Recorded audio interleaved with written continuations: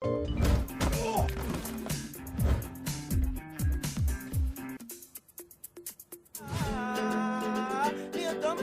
now we are here at Canada Screens, the screening for Year of the Carnivore, and that opens nationwide Friday, June 18th, sorry.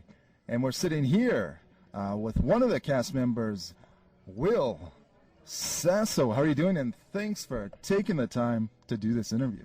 I'm doing fine. Your intro there sounded like I was just making my way down to the ring for a MMA fight. I'm ready to beat the shit out of someone now. Next time, Will Sasso, really maybe hold the O at the end. Okay. I don't want to tell you how to do your job. Yeah, actually, I was watching UFC last Saturday night, so maybe yeah. Literally, that's what was happening. You thought you were Bruce Buffer for a moment. Yeah. Still caught up in that moment from last week. Yeah, there's many different issues being delivered in the film, but there's overall macro issue that relates specifically to the main character, Sammy Smalls. I was just curious, you play the store manager.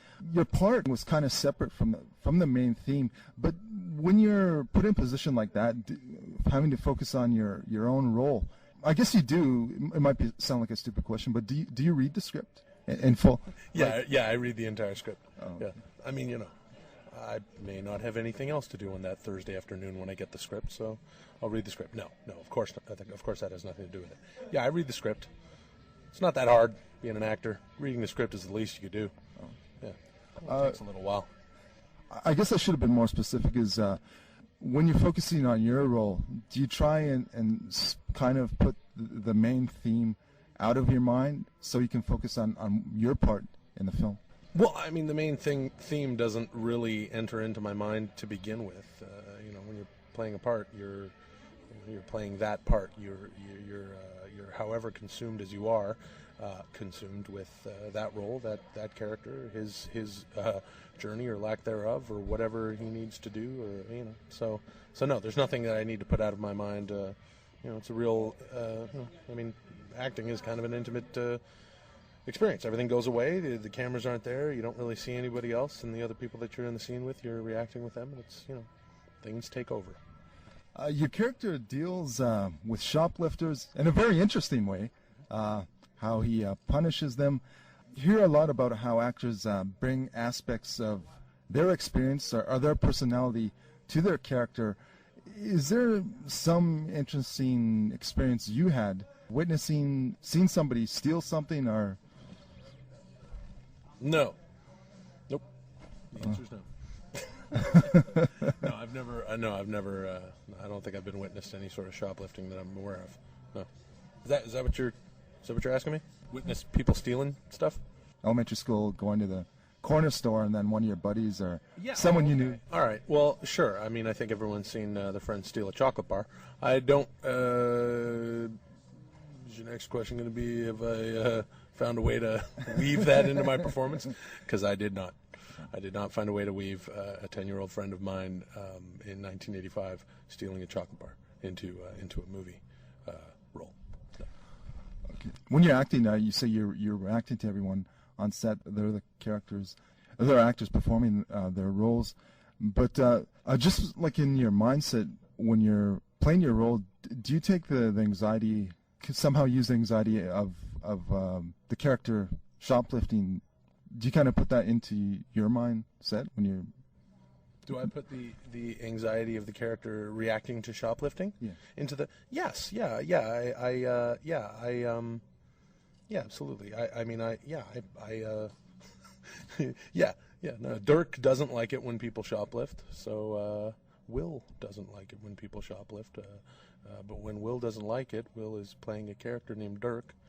So I guess that brings us back to Dirk not liking it when people shoplift. Yeah, very talented cast. Very interesting story. Great scores in this film. Yeah, all Canadian bands performed in this film. How important do you think it is for people, Canadians, to go out and see support Canadian film? How important is it for Canadian film to be recognized, in your opinion? By Canadians? I mean, I think it's really important. A lot of times, I mean, look, I hear it over and over again in different ways. A lot of people within the industry or that just are consumers and our audiences for this sort of film and others, we need to have more Canadian stuff. We need to provide our own stuff, and we need to create our own stuff, and we need to ingest our own stuff. So I think it's really important for people to go out and, I don't like the word support. I don't like hearing like, hey, support the arts or go support this movie. Go enjoy the movie. It's a good film. It's a cool, fun, weird film, and if you go see it, you probably won't see anything like it. You probably never have, and you may never see it again. And there's room for this. This is a relevant film. The weekend previous and the weekend after, you can see whatever sort of big budget blockbuster American film that you want to see, and then in the meantime, sure, why not? I mean, even if it's for the simple effect that it has on somebody when they say, hey, they shot that where I live. Yeah, go see it, whatever. Yeah, it's important. Yeah, one last question. It was Sook-Yin Lee's very first time directing, and of course she wrote the script. What was the whole experience like working under Sook-Yin Lee? Well, it wasn't her first time directing. It was her first time directing a feature film, a feature-length film. But she has directed before. Sook-Yin is incredible, and it's I mean, she's a very creative person, as anybody who knows anything about her would know. She's extremely creative. So there's a whole wealth of creativity that she brings to the job. Some directors are very technical.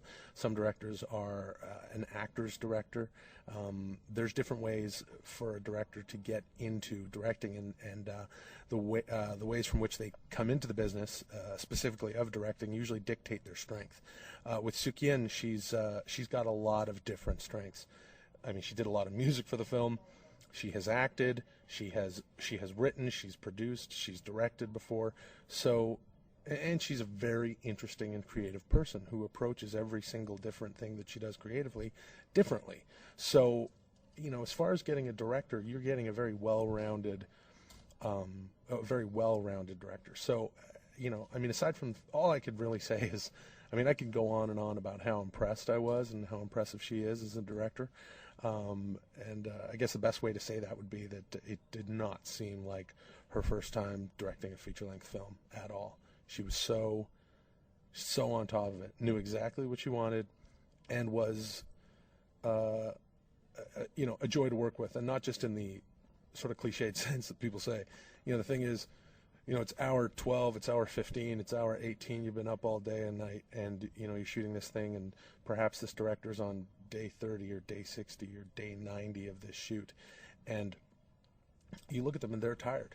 They're tired, they're cranky, they're pissed off, and when you look over and you see Sook-Yin, who, everyone's haggard and tired and they want to go home and so they can sleep and start the next day, and you look over and Sook-Yin smiling and taking in what you're doing, and just has sort of this childlike exuberance almost, but she's in complete command, just in the matrix.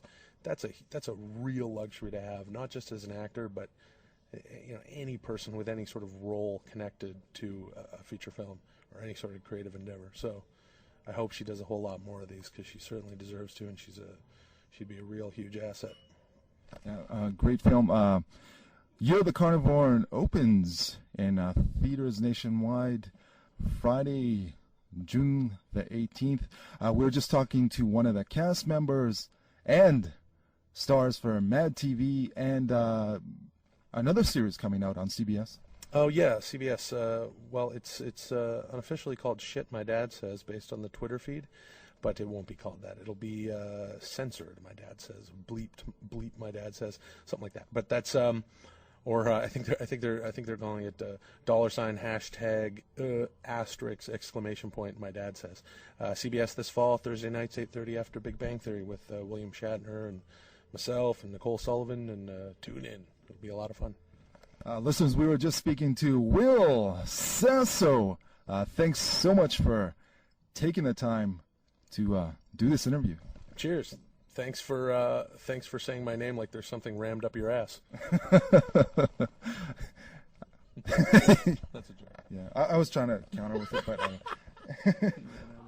yeah. All right, man. I've unleashed my inner femme.